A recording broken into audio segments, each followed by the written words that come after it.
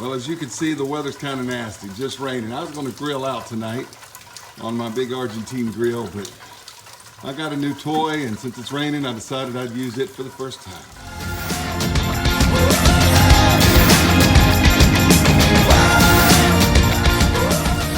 Hey, welcome to Big Lou Barbecue and other things I want to do. I'm Big Lou, and this is what I've got going on for you. Yeah, I got a new toy. I got the Big Easy Oilless Turkey Fryer. I know, oilless fryer. I know, that sounds like some kind of oxymoronic Orwellian newspeak. If you remember the 1984 book, you know, oilless turkey fryer. No, if it's oilless, you ain't frying. It's roasting. Infrared roaster would be more appropriate. Anyway, you can cook a lot more things than turkey in it. I know I don't normally cook with the profane gas, as I like to call it, propane. I'm a charcoal snob, you know that. But my life circumstances have changed drastically in the past few months. With the passing of my wife, I'm now a single dad, need something easy to cook on, so the Big Easy makes sense. I was considering getting a small gas grill, maybe something like the Weber Q, or maybe a small electric smoker, maybe like the old Smoky electric smoker or something like that. And my mom's boyfriend had one of these, cooked turkey on it at Thanksgiving. It was really good. And I had a lot of comments on a recent turkey frying video where I used a bunch of oil about people said how good this thing is. And it is pretty good. Is it as good as a one that's deep fried in peanut oil? It rivals it. I'm not gonna say it's exactly as good, but it rivals it. Takes a little longer to cook the turkey, but you don't have all the cleanup and the oil mess and everything. It's a lot versatile. I can cook all kind of things in here, so I'm trying bratwurst in it, all right? So anyway, put it together. Had a little issue with one of the legs. I'll talk about that in a minute. And other things. Anyway, it was, you know, it worked out pretty good. So I got these brats. Let me show them to you. I'm gonna go inside, fry up some onions and some mushrooms to go with it in a skillet, and to come back, I hope these things will be done. So, all right. Got the oilless turkey fryer. You'll now see it on Big Lou Barbecue channel. Well, there it is, the Big Easy Oilless Turkey Fryer.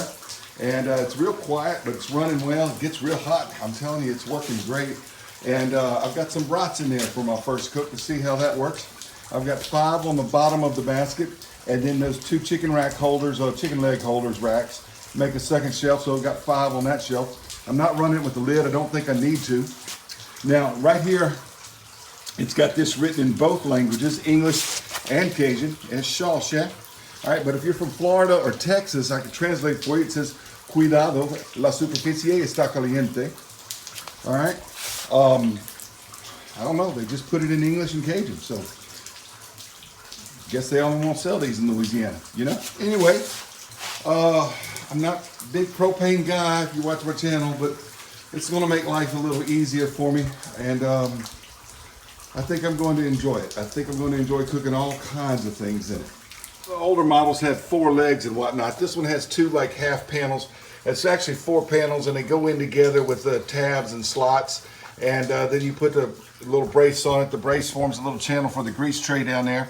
And you can screw each side in with 3 screws. And one of the screws, I think it was this one right here, wasn't going in. It's underneath there, you know, not this screw that you see there, but it's a screw that's underneath the leg. It wasn't going in because the hole wasn't lining up with the sheet metal.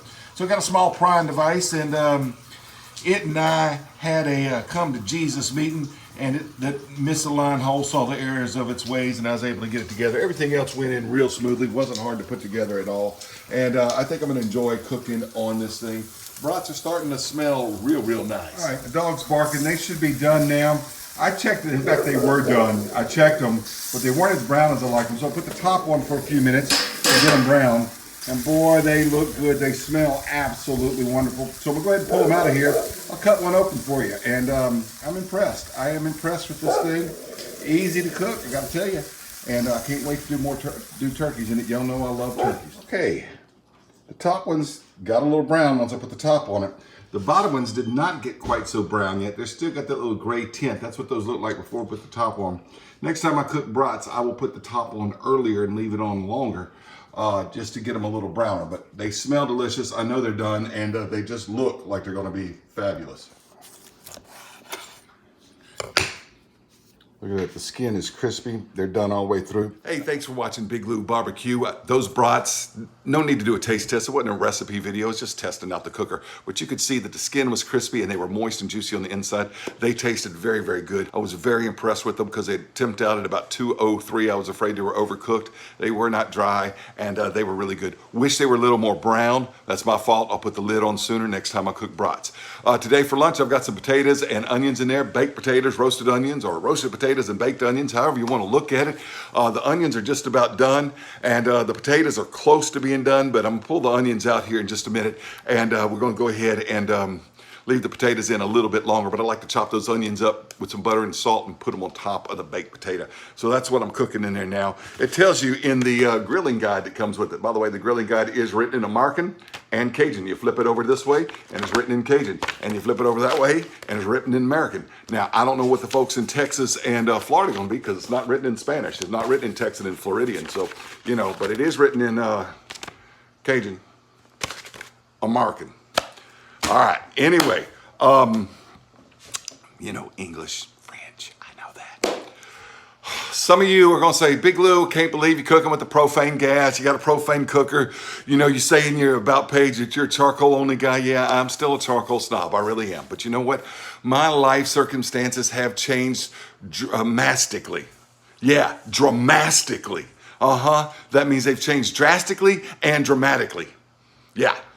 See, since my wife passed a few months ago, my family's now 75% of what it was. My daughter's going to be going back to boarding school. She was home for the COVID this semester, and but she's going to be going back to boarding school here in January. It's right now the last day or so of December, the Sunday, November 29th, last day of November.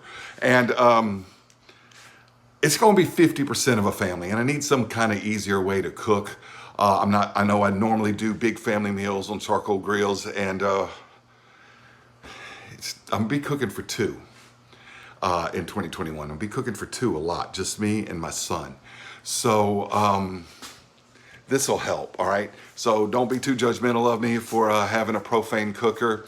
I may still get a little, I got a Coleman gas grill. I may be using some too, but I'm only gonna be cooking for two, and this is easy. So I've got one and I'm interested in using it. It doesn't mean I'm not still a charcoal snob. Doesn't mean I still won't be using my drum smokers and cooking things. It just means maybe not quite so much. Either my channel can evolve and change as my family has now changed, or my family can end. And I mean, my channel can end. And I don't want it to end. So, you know, it's got to evolve. So anyway, I got the Big Easy cooker, so if you're interested in them, look for videos like that. And if you hate me for using profane gas, then don't watch these videos where I use the Big Easy. That's all I got to say to my grilling family. Do check out Roselle Simpson. Roselle, he calls himself Rosie, and your #1 YouTube host. He loves his Big Easies. He's got 2 of them. He loves to cook in them. Genius when it comes to modifying them and figuring out what you can and can't cook in them. He pretty much sold me on getting one, and I'm glad I did. I got a good deal on it. 99 bucks out the door at this hardware store where I found it, with it and the accessory kit. $99.99, $100, you know, $100. It wasn't a bad deal. And so I'm enjoying having it. Anyway, thanks for watching Big Lou Barbecue. Let me show you the potatoes and onions. We're gonna pull the onions out. They're done. The potatoes got just a teensy bit way to go, but I'm roasting them the same way I normally do potatoes on the grill, with the grease and the salt water trick and everything. And I'm roasting the onions like I normally roast onions, and they're gonna be delicious. Anyway, thanks for watching Big Lou Barbecue. All right, well, I checked them. The potatoes were small potatoes were done. The big potatoes weren't quite done yet, and the onions looked like they were done. What I do is just take this here. It's going in pretty good, but I do want to check it with the temperature thing. I want them to be 203. That one is really done. I know those onions are done, so I'm gonna pull the onions out. May leave the potatoes in for a little bit more. Look how soft that is, just gosh. Peel them out of the peeling. That one's falling apart. And want to make sure you got a heat glove on when you do this. And leave the potatoes in just a little bit longer. I think they're really close to being ready, but I'm gonna keep the top on to try to keep that skin crisp.